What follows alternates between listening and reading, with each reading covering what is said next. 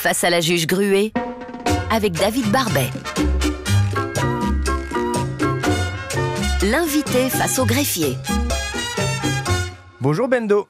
Bonjour, comment ça va? Bienvenue, je suis le greffier d'Anne Gruet. C'est un plaisir de recevoir celui qui chante « Plus rien ne sera jamais pareil ». Dans quelques secondes, vous allez être face à la juge. Si certains en rêvent, d'autres l'ont redouté. Comment vous sentez-vous avant de rentrer dans son bureau? Moi, j'en rêvais. Pour être honnête avec vous, j'en rêvais. J'apprécie énormément Madame la juge. Et ma mère était hyper fort emballée que je sois ici, déjà. Donc, je réalise tous les rêves de ma maman via elle, quoi. Donc, c'est top, quoi. Du coup, le niveau de stress de 0 à 10? Je suis pas spécialement stressé. Si je peux être totalement honnête, j'encaisse vraiment bien en général. Donc, je suis juste content. Je suis vraiment content d'être ici. Est-ce que le mensonge fait partie de votre vie? Avant, oui. Plus du tout maintenant.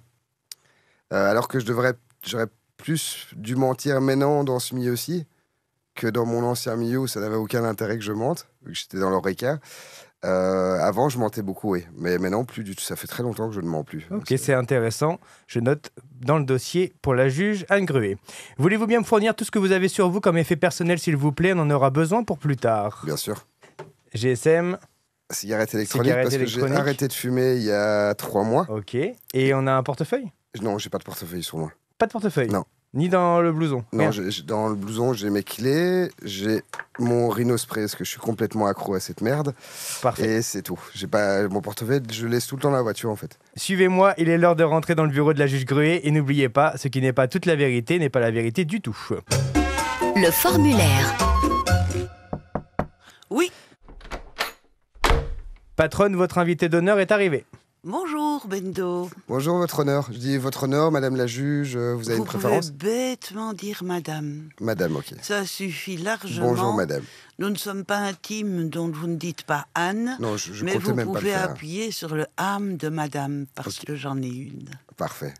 Votre nom? Benito. Benito Bouzin Non, ça c'est Nicoletti. votre prénom, Pardon. Benito. Bouzin Nicoletti et mon nom d'artiste Bendo, pardon. Merci. Votre date de naissance? Le 22 du 4 93. Votre signe astrologique? Je suis taureau. Votre lieu de naissance? Je suis né à Etterbeek. À la clinique Baron Lambert. Tout à fait. Votre profession? Saltimbanque, artiste. Pourquoi Euh, saltimbanque artiste? Parce que ça a mis du temps pour les gens de comprendre avant que ça devienne concret que c'était un vrai métier. Donc pour beaucoup, j'étais d'abord un chômeur quand j'ai dit que je plaquais tout pour faire de la musique. Ah bon? C'est très spécial la vision que les gens ont des artistes. Mais techniquement, on va dire que je suis gérant d'entreprise, producteur, éditeur, auteur, compositeur et interprète. Votre principale qualité? La spontanéité, Votre principal défaut? l'impatience. Vous voulez tout manger en une fois? En fait, j'ai dû apprendre à attendre avec le milieu dans lequel j'évolue pour l'instant. Où j'étais face à énormément de frustration parce que c'est des milieux où il n'y a pas de logique, les milieux artistiques. Et donc ça me frustrait et ça n'allait jamais assez vite à mon goût. Vous êtes lancé dans le milieu artistique alors que vous étiez encore gérant dans l'ORECA? Tout à fait. Et ça a fait combien de temps de cumul? J'ai toujours écrit. Donc Oui. mes fins de soirée, dès que je terminais de travailler, je rentrais à la maison, j'écrivais des textes, je faisais de la musique comme je pouvais. Et j'ai eu un resto qui fonctionnait très très bien. J'ai tout revendu pour essayer de vivre de ma passion et de mon rêve. Oui, mais donc vous avez fait les deux pendant longtemps. J'ai toujours fait des deux. En fait, je pense que je fais de la musique depuis que j'ai 10-11 ans. J'ai toujours écrit, composé et créé. En fait, j'ai toujours voulu... quand il y a plein d'enfants qui rêvaient d'être astronautes, médecins, vétérinaires ou quoi que ce soit, moi j'ai toujours voulu être soit acteur, soit chanteur, depuis que je suis tout petit. Ça n'a jamais changé en fait. Et vous êtes entré dans l'ORECA quand? Ouh, très tôt. C'était mes premiers... j'ai essayé d'autres boulots d'étudiant, mais je trouvais ça horrible. Et j'aimais beaucoup l'ORECA parce que j'aime bien le service, le contact. Oui. Et donc d'ailleurs là, pour l'instant, comme je suis en tournée, je fais encore le service parce que ça m'éclate. Je vais tout le temps chercher des trucs pour les autres. J'aime bien débarrasser les tables. C'est limite un toc, je pense, en fait. Vous avez commencé à quel âge? J'ai commencé à bosser à 15 ans, je pense, dans les boulots étudiants. Oui, mais vous avez continué vos études. Oui, tout à fait, oui. Ah oui, en fait, je d'accord. bossais tous les week-ends et les vacances. Et à côté de ça, j'étudiais. Puis j'ai fait la gestion hôtelière à Namur.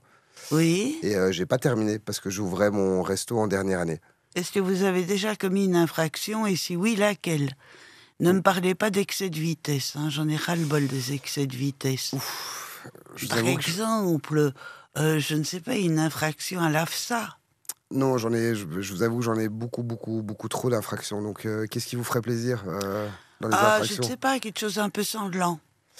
J'ai mis un coup de tête à un policier, je lui ai cassé le nez. Ça, c'est une des infractions. Vous avez été condamné à combien pour ça? J'ai pas eu grand... Je m'en suis très bien sorti, on va dire. C'est-à-dire? J'ai pas envie de trop rentrer dans les détails, mais je m'en suis très bien sorti. Trop bien sorti. Ouais, trop bien, ouais. Qu'est-ce que j'ai... Ouais, j'ai eu beaucoup de trucs, en fait, c'est un Et peu... pourquoi vous avez mis un coup de boule? Ben, une grosse provocation en face. Je suis pas du tout anti-flic, hein. J'ai énormément de respect pour les forces de l'ordre, hein, mais là, il y avait une... Je pense que c'est plus un souci personnel que quelque chose de logique, en fait. Ce soir-là, il y a eu énormément de provocations de sa part. Par Et, exemple? Bah, des insultes qui n'étaient pas spécialement nécessaires, des comportements physiques avec des amis à moi qui étaient présents, qui n'étaient pas spécialement nécessaires non plus. Et Oui. je suis très protecteur, je suis assez sanguin. Ça, malheureusement, je le suis toujours. Et, sauf que j'ai appris à tempérer avec le temps, mais avant, c'était une catastrophe. Je Quel est gérais... votre signe chinois? Chinois, c'est cochon. Caractère. Ah ouais. Alors, est-ce que vous avez déjà été victime de quelque chose sans oser porter plainte ou sans vouloir porter plainte? J'ai pas voulu porter plainte, malheureusement, j'ai été obligé parce que je pense que c'est pas moi qui vais vous l'apprendre, mais quand vous êtes attaqué soit à l'arme à feu ou à l'arme blanche, dans les hôpitaux, ils sont obligés de prévenir La police. la police. Tout à fait. Et Donc, vous avez été dans quel hôpital? J'étais à Braine-l'Alleud, je me suis fait poignarder et tabasser ouais, fort quand même. J'avais 15 points de suture sur la joue gauche, donc je passais Oui. ma langue à travers ma joue. J'avais Oui. les deux arcades. Montrez. Ça se voit pas, j'ai toujours ma barbe du coup, Oui. mais on le voit pas. Mais normalement, sur la cicatrice, la barbe ne repousse Ah pas. si, là elle a repoussé. Elle a bien repoussé. Ah, donc ils ont été très doués. Ouais, ils ont Vous super pouvez bien fait donner le nom du chirurgien? ça. C'était Non, Non, vous mais devez je me pas. souviens plus de son nom, mais c'était une jeune stagiaire colombienne qui Oui. était incroyable. À part pour l'anesthésie, c'était assez compliqué vu que les 4 derniers points ne dormaient pas. Donc je m'en Oui. souviendrai toute ma vie. Ah, Mais elle a merde. super bien recousu. Bon, si je me rase à blanc, ça se voit énormément. Oui. Mais elle a quand même super bien fait ça. Et je voulais pas porter plainte parce que ça n'avait aucun intérêt. Et j'ai été obligé de le faire parce que quand je suis sorti de la salle de soins, j'avais 2 combis qui m'attendaient. Logique. Donc voilà. Et dans quelles circonstances ça s'est passé? On va dire que j'ai emmerdé les gens que j'aurais pas spécialement dû emmerder à cette époque-là. Vous avez emmerdé des plus forts que vous. Oui, plus dangereux en tout cas. Jamais Ouais. provoquer quelqu'un dont on sent qu'il est plus fort physiquement que soi. Mais c'était pas spécialement physiquement parce qu'ils m'ont chopé à 3, donc c'était pas Et forcément. pourquoi? C'était au mauvais moment, au mauvais endroit, on va dire. Comme toujours. Alors, Ouais. c'est soit les mauvaises fréquentations, soit le mauvais moment, soit le mauvais endroit, soit l'ensemble. Tout à fait. Conclusion des courses, ça donne systématiquement une bagarre. Et la blessure a été faite au couteau ou au tesson de bouteille? Au cutter.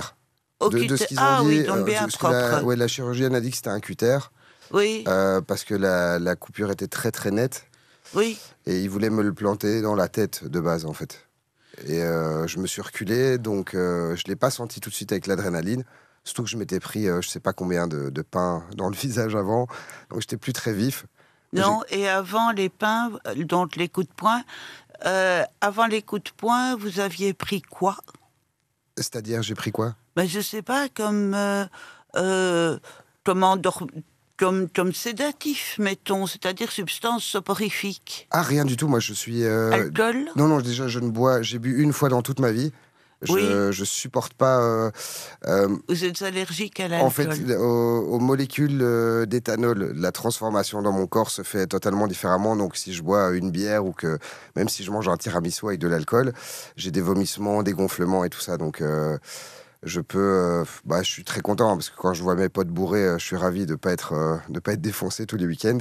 Et la Oui. drogue, c'est pas du tout mon truc, vraiment pas. Donc, j'étais totalement Jamais lucide. essayé? J'ai fumé, oui, bien sûr. J'ai fumé, mais c'est tout. Ah oui, donc le cannabis quand même. Oui, mais il y a très longtemps, hein, j'ai pas Et fumé. qu'est-ce qui vous a décidé à arrêter? Ah, mais j'étais pas un consommateur régulier. Hein. J'ai essayé 2-3 fois pour le côté festif. Mais j'ai Oui. jamais été un fumeur régulier de pétard, quoi. Pas du tout.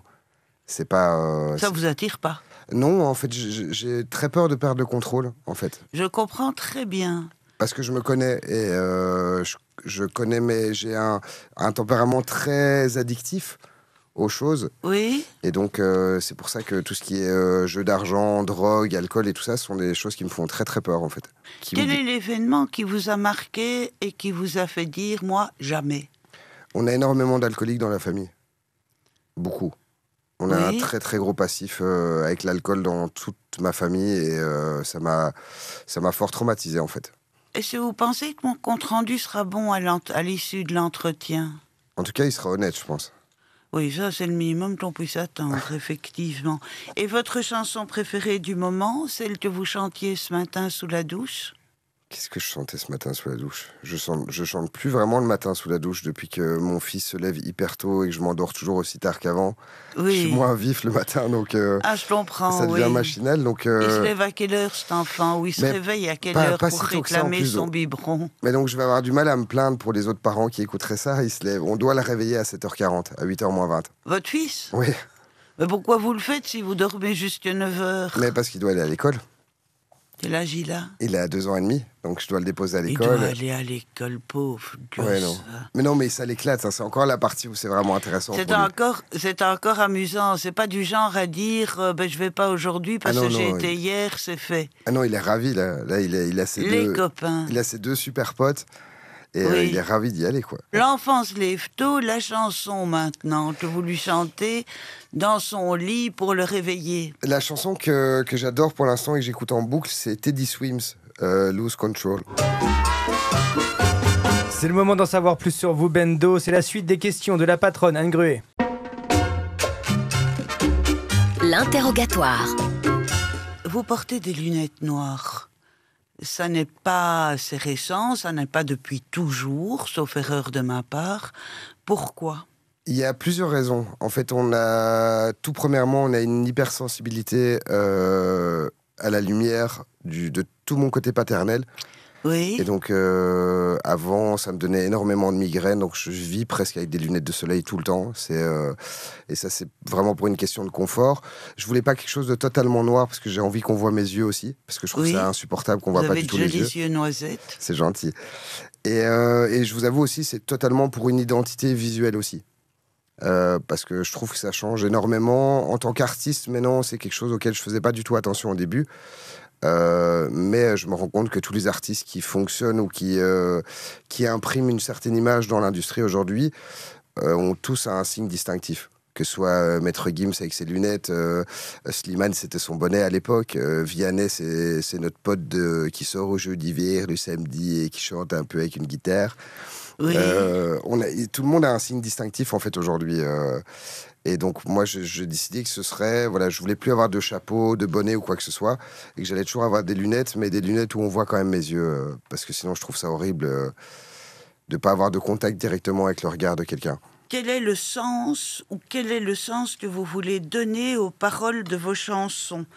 Par exemple, vous dites regarde bien la personne qui te poignarde, c'est souvent la plus proche, ce qui fait penser quand même à la phrase Seigneur, protégez-moi de mes amis, mes ennemis, je m'en charge. Oui, tout à fait. Ou bien alors, l'impossible n'existe que par celui qui décide de le créer, ce qui permet de penser à un cœur vaillant, rien d'impossible. Tout à fait. Ou bien alors, la chanson « Non, je n'ai rien oublié » qui m'a fait penser, moi, à « Non, rien de rien, je ne regrette rien ». En fait, les regrets, je me suis vraiment rendu compte que c'était une perte de temps, parce que quelque chose que j'ai fait, je veux dire, m'attarder dessus, Oui. je vois pas trop l'intérêt. Les chansons d'aujourd'hui qui me paraissent, à moi, mélancoliques, douces et mélancoliques, même si elles sont gueulées, hein, ce n'est pas ça qui importe. Bon, moi j'ai été élevée avec Brel, Brassens, Pierre Perret, Édith Piaf, comme je viens de l'évoquer, Mélina Mercouri, etc.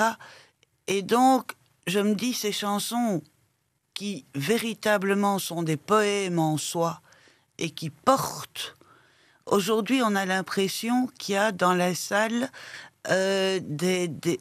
dont toute la salle est remplie de jeunes qui se balancent d'un côté à l'autre en allumant leurs briquets.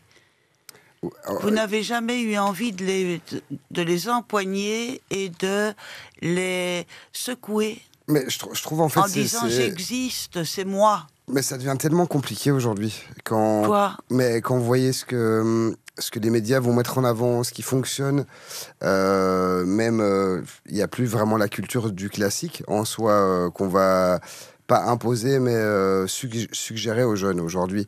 Oui. Donc, moi, quand je vois les paroles des trucs qui sortent aujourd'hui et qui fonctionnent, je pense pas que des gens pourraient vraiment être sujets à une sensibilité avec du Brassens ou du Brel. Et c'est ça qui devient très compliqué. Quand vous regardez le top album en France, c'est d'une pauvreté niveau texte. Ou soit vous avez les chanteuses similées engagées à la Angèle qui vont prendre tous les sujets de société qui fonctionnent pour l'instant sans se mouiller trop. Et ça devient une chanteuse engagée. Et pour moi, Angèle est aussi engagée que Laurie ou quoi que ce soit, en fait. Alors, une question peut-être un peu plus personnelle, hein. Je vous en prie. Je dirais volontiers que vous êtes l'enfant unique d'un même père et d'une même mère. Elle-même, votre mère, enfant unique qui a voulu échapper à une famille d'indépendants. Sinon, c'est quoi votre famille ? On n'en est pas loin, en fait. C'est marrant que vous disiez ça.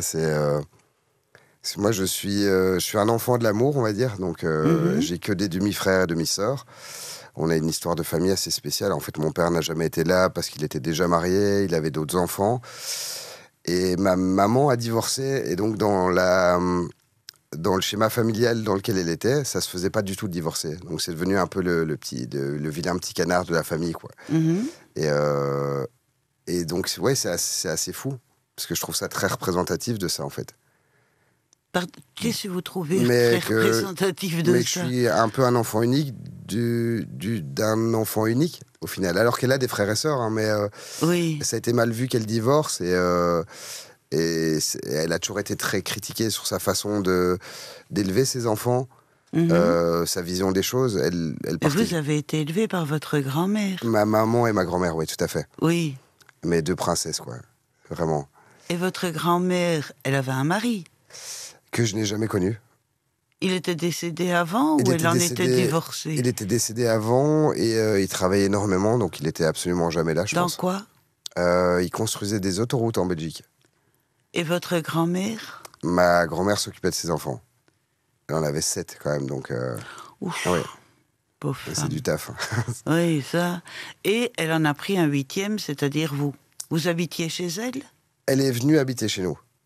En gros, le jour où elle vivait à Woluwe au début, et quand elle a eu un petit problème de santé, et qu'on a senti avec ma maman que ça devenait un peu trop dangereux, on va dire qu'elle continue à vivre seule, on a construit une annexe à notre maison pour qu'elle habite avec Alan, justement, pour qu'elle vienne vivre avec nous, et elle a vécu plus de 10 ans avec nous. Donc on vivait, il y avait ma maman, ma grand-mère et moi. Vous avez peur de quoi ? J'ai peur de l'abandon. Oui, ça, merci, je vois. J'ai toujours eu très peur de ça. Je travaille dessus, ça a beaucoup mieux. Vous êtes en psychothérapie pour ça ? Non, même pas.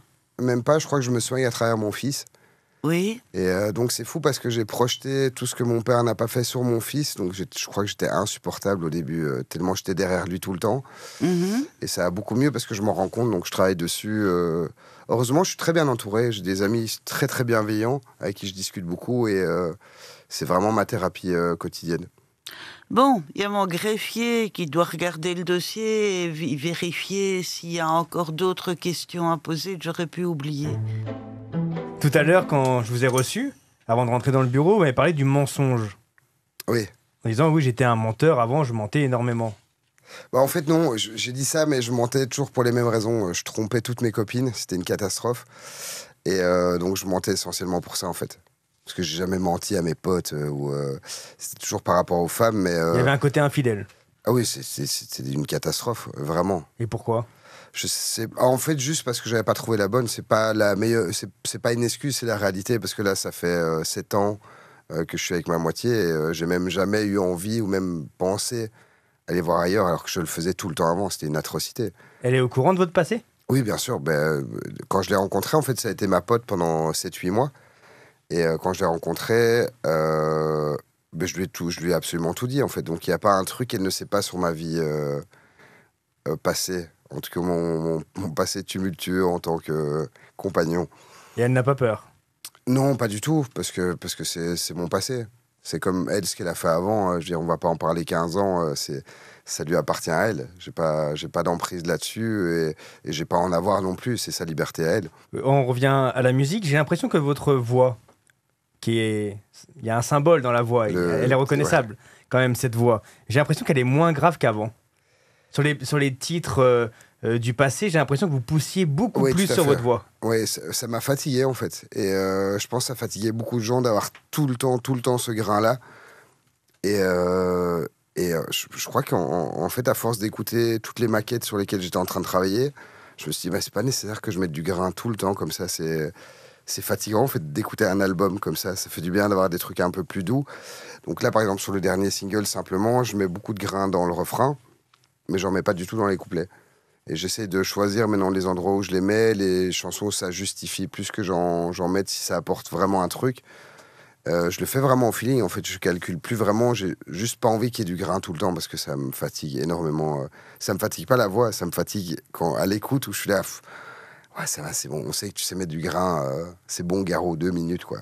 Dans l'une de vos dernières chansons, vous dites « Ils font n'importe quoi pour aller à l'antenne, TPMP est devenu le JT », vous parlez de « Touche pas à mon poste » sur C8, présenté par Cyril Hanouna. Vous pensez que c'est une bonne ou une mauvaise chose? Ah non, c'est une catastrophe. Quand je vois ce qui fonctionne aujourd'hui, il y a ce côté voyeurisme qui est très triste, en fait. Parce que je vois énormément, je suis pas mal de gens qui font du contenu de qualité, mais qui ne fonctionnent pas. Donc je vois des comptes sur TikTok, sur YouTube, qui ont vraiment un travail de qualité. Ça n'a aucune vue. Et je vois des gens à côté qui ont un truc qui n'est même pas travaillé, juste parce que c'est un peu ce truc putaclic, on va dire, où il y a ce côté voyeurisme, on veut voir des gens qui souffrent, qui se font insulter, qui se font humilier. Il y a vraiment ce truc-là. Et ça fait des 3 millions de vues. Et à côté, il y a un gars qui est en studio, tout est propre. Il parle de trucs super intéressants. Je vois des 200 vues. C'est une catastrophe, je trouve, aujourd'hui. Vous vivez peut-être pas dans la bonne époque, en fait.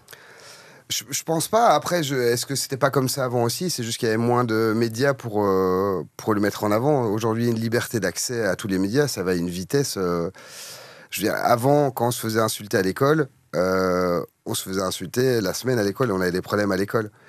Il y avait pas tout. On rentrait le lundi, d'après, c'était fini. Ouais. Aujourd'hui, vous avez des photos qui circulent, tout le monde s'insulte, on va envoyer des photos d'une telle parce qu'elle est mal habillée à ses copines et ça fait tout le tour. Ça, on parle tout le week-end, c'est devenu un enfer pour ça, je trouve. On va maintenant analyser vos effets personnels, Bendo. La saisie. Patronne, parmi les objets de Bendo, on retrouve une clé de voiture, une cigarette électronique, quelque chose pour le nez, je suppose. C'est quel goût, votre cigarette électronique? C'est raisin. Ah. J'ai eu du mal à trouver un truc qui n'était pas trop sucré parce que je trouvais que tous ces liquides étaient extrêmement écœurants. Et celui-là, honnêtement, ça va. C'est quand même très mauvais pour la santé. Hein. Ça reste de la merde, on va pas se mentir, ouais. Vous pensez pas arrêter? Si, je compte arrêter. Je pensais déjà pas pouvoir arrêter la cigarette un jour. Avec un enfant, il vaut mieux arrêter plutôt que de lui souffler la fumée dans la bouche. Non, c'est clair, ouais. J'étais un très grand fumeur, donc je suis déjà ravi d'avoir arrêté la cigarette. Oui, mais ça, c'est du sofralozone, c'est ça? C'est quoi? C'est pas du sofrazolone, c'est même genre du rhinospray, c'est la même chose.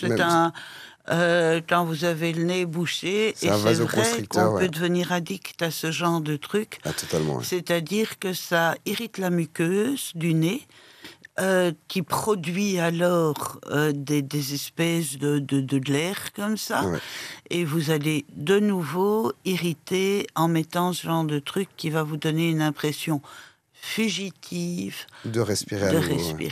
Mais en gros, j'ai une déviation, je dois me faire opérer, et sauf que ma chirurgienne s'est pété le bassin. Oui. Donc j'ai dû reporter, et là, comme j'ai un ami qui a fait la même opération il y a quelques mois, il a quand même eu 4 mois de convalescence, assez difficile. Et là, j'ai trop de concerts et trop de trucs pour l'instant, je peux juste pas le faire maintenant. Je comprends très bien. On a toujours, la santé passe après les obligations. Ouais, c'est quand même fou ça. Ça veut dire que donc vous pouvez être addict à ce genre de spray, Tout à fait. Vous êtes addict à quoi? À des médicaments, à des... Non, je suis juste accro au spray nasaux. Parmi les objets, on a également le GSM. Est-ce qu'on peut le déverrouiller? Bien sûr. On va commencer par le fond d'écran. C'est qui? C'est mon fils Eli. Oui, j'ai 47 applications qui ne servent absolument à rien, que je n'ai plus ouvert depuis... C'est vrai que niveau application, là c'est rempli. Hein. Il y en a au moins quasiment une centaine. Hein. On n'est pas loin d'une Je peux centaine. vous Hein. avouer qu'il y a tellement de trucs qui servent à rien là-dedans. Vous utilisez quoi comme application en priorité? WhatsApp, c'est celle que j'utilise le plus. Parce que je discute avec... je garde énormément le contact avec mes amis, en fait. Donc, j'ai beaucoup de messages. Et Instagram aussi. Durant notre entretien avec la patronne, Anne Gruet, il y a un certain Kevin qui vous a appelé. C'est qui?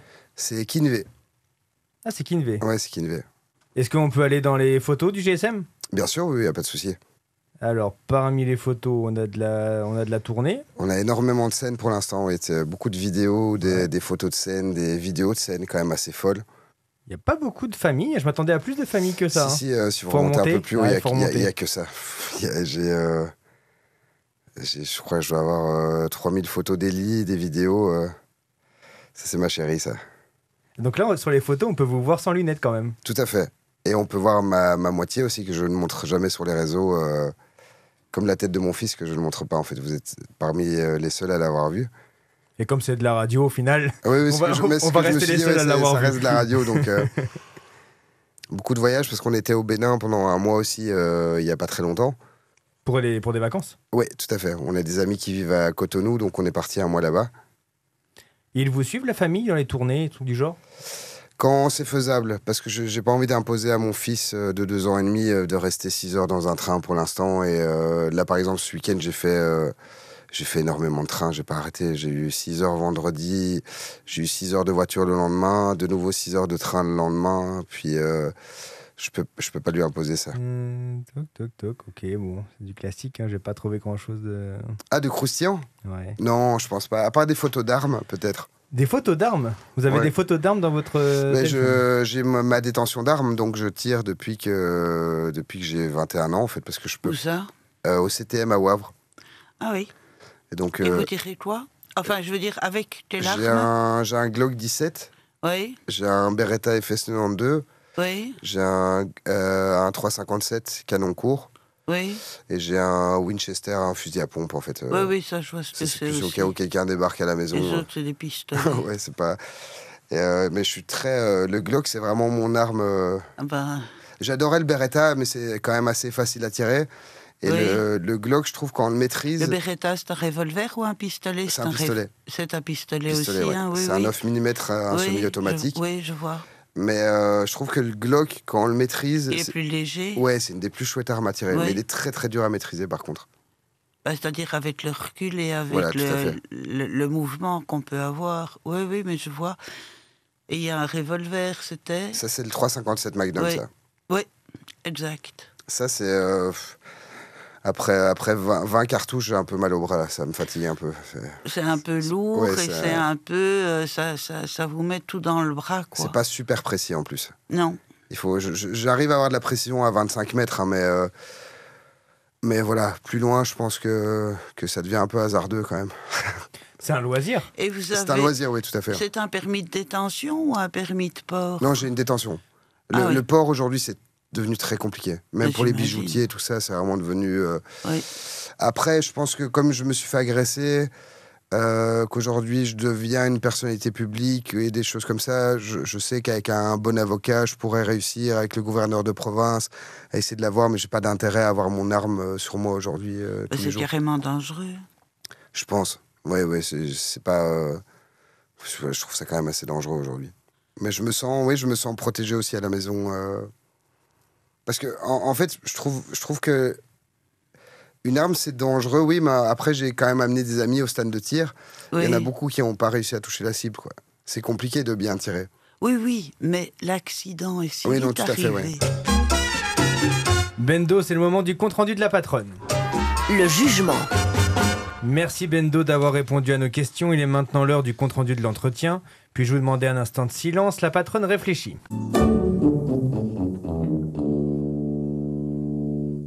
Patronne, c'est à vous. Je vous balancerai bien les phrases de Brassens, ma liberté, longtemps je t'ai gardée, comme une perle rare, puisque c'est celle où vous allez, je pourrais les transformer en disant ma liberté, un jour je t'aurai, ou je te serrerai dans mes bras, parce que c'est toi que je veux, et même si des chaînes m'attachent à ce monde et qu'elles sont solides, je veux pouvoir être en moi-même, peut-être attaché par ces chaînes solides, mais libre, ma liberté de penser, vous ne l'aurez pas. Ouais. Alors vous avez peur de perdre le contrôle. Donc vous êtes terriblement, je pense, sur vos gardes, ce qui ne vous empêche pas, à mon avis, de vous tromper sur les personnes et vous le regrettez amèrement quand vous recevez précisément le coup de poing dans le ventre. C'est peut-être pour ça que vous chantez « Les coups viennent toujours du plus proche ». Et c'est vrai, vous avez raison. Seigneur, protégez-moi de mes amis, mes ennemis, je m'en charge, mais vous ne les voyez pas toujours dans votre entourage parce que vous êtes quelqu'un, de confiant, c'est-à-dire qu'a priori vous allez vers les autres en toute confiance, quoi que vous puissiez vous méfier éventuellement de ce qui pourrait vous arriver, mais un sourire vous suffit pour donner le vôtre en retour à la personne qui vous aborde. Et 2, parce que vous avez peur de perdre, d'être abandonné. La peur, et chaque personne à ce niveau-là compte, qu'il s'agisse de quelqu'un qui vous vient sincèrement ou même pas. Parce que vous passerez sur le côté non sincère, simplement parce que vous voulez accrocher la personne, vous voulez qu'elle vous trouve quelque chose et être cet enfant chéri que vous avez été dans votre enfance et que vous souhaitez peut-être rester en restant dans la maison de maman qui est votre meilleure copine, ce que je comprends parfaitement bien. Elle doit être formidable et elle doit être entourante également, sans être dérangeante, d'après ce que j'ai compris. Vous êtes quelqu'un de fidèle, vous respectez vos obligations, parce que pour vous, une parole donnée est une parole donnée, et vous ne déviez pas du respect que vous devez à l'autre. Seulement, cette parole donnée, je ne dirais pas seulement, je dis, mais cette parole donnée, est-ce que c'est votre peur d'être rejeté, ou est-ce que c'est véritablement le souhait de respecter un principe? Je respecte mes engagements. Je pense qu'il y a un peu des deux chez vous. La peur du rejet est quand même terriblement forte et s'explique bien évidemment, mais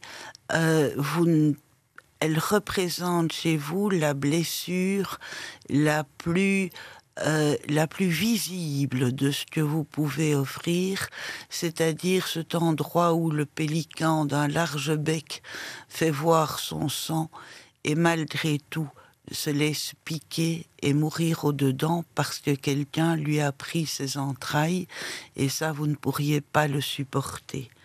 Vous pouvez donc vous tromper. Je pense que vous êtes quelqu'un d'émotif et de sensible, terriblement émotif. Je me demande si vos lunettes noires ne cachent pas aussi quelque part cette émotion, la larme à l'œil qui pourrait être trop visible et qui ne cadrerait peut-être pas avec ce personnage libre que vous voulez être et que vous n'êtes peut-être pas encore tout à fait la liberté. On ne l'a jamais que dans la tombe où on peut s'oublier complètement. Je pense que vous avez de votre signe du zodiaque Taureau, ce côté Vénus, c'est-à-dire le Taureau est lié à Vénus naturelle, spontanée, avec beaucoup de charme et une certaine mise en valeur de soi. Je pense que vous faites attention à la manière dont vous vous présentez et que vous allez rechercher ailleurs les petits looks que dont vous pourriez vous parer également. Ce n'est simplement, vous n'êtes pas narcisse, vous n'êtes pas narcissique. Je ne pense pas que vous soyez tous les matins devant votre miroir pour vous admirer, mais je pense que vous faites attention à ça tant pour vous-même, ça vous met à l'aise, que pour les autres, parce que vous avez besoin de plaire. Et vous avez cette endurance à toute épreuve qui est tournée vers les autres et qui est de dire « Regardez-moi ». Non pas que vous vous trouviez beau, mais simplement de dire « J'ai besoin de votre regard pour exister ». Merci Bendo. Bendo, une réaction suite à votre jugement? Je suis un peu sans voix, il y a beaucoup de trucs qui résonnent pas mal et merci en tout cas. J'ai passé un très très chouette moment, vraiment. Que retenez-vous de votre entretien avec Anne Gruet? Beaucoup de vérité. J'aime beaucoup les références à pas mal d'artistes, d'auteurs, tous ceux que vous avez cités. Il y a beaucoup de trucs qui me parlent. Et beaucoup de lucidité, en fait, dans pas votre jugement, mais votre analyse. On sent le métier quand même derrière sur pas mal de choses. Bendo, vous êtes libre. Face à la juge Gruet, un podcast Vivacité.